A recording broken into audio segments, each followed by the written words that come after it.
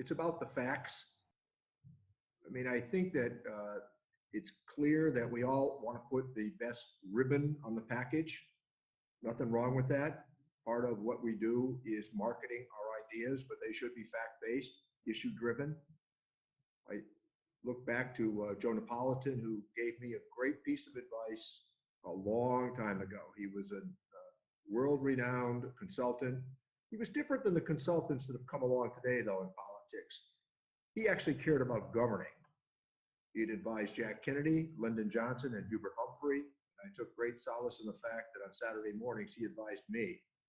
But he gave me a very salient piece of advice a long, long time ago on a Saturday morning at the Ackermont Triangle, where his office was. And he said, just remember, you'll give a better answer tomorrow when you think about it. And that's been a guiding principle for me. I think trying to resist the urgency of social media to comment fast and be wrong. And I think that our institutions of governance are not based on personalities. They're based upon time-tested theories.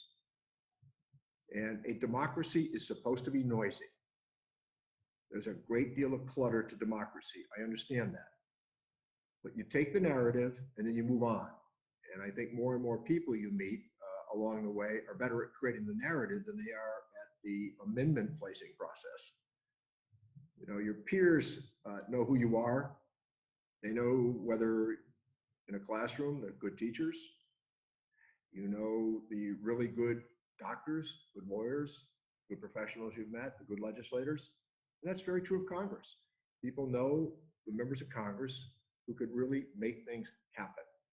And that means for somebody like me, you could also, Buddy, my pal since childhood, Buddy talked about the Baptist Church. Well, in the Roman Catholic tradition, there's confession.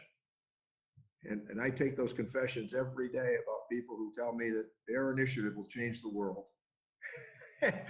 My job is to sift and sort what they've told me and see if it stands up under the magnifying glass of critical analysis. But one example that I would give, because you raised the question, Madam President, in the run-up to the Iraq War, when more than 70% of the American people favored the invasion of Iraq based upon the now discredited idea that there were weapons of mass destruction, there were really a handful of us who said, let's see the facts. And I look back at that and I think if I had simply followed the whim of public opinion, I would have voted for the war in Iraq. And instead, I searched the facts, and not only did I vote against it, I got up and spoke against it. It was wildly unpopular when that took place. And here we are, 20 years later, we're still in Iraq. And I look at some of those decisions, and I think for the elected, we have the responsibility to tell people, look, I love you, but I think you're wrong. And I think there's a greater reticence about that in public life today. I think if you're not stirring up the base or keeping the base permanently agitated, then for some reason it makes it harder for you to try to go about day-to-day governance. Our institutions are precious.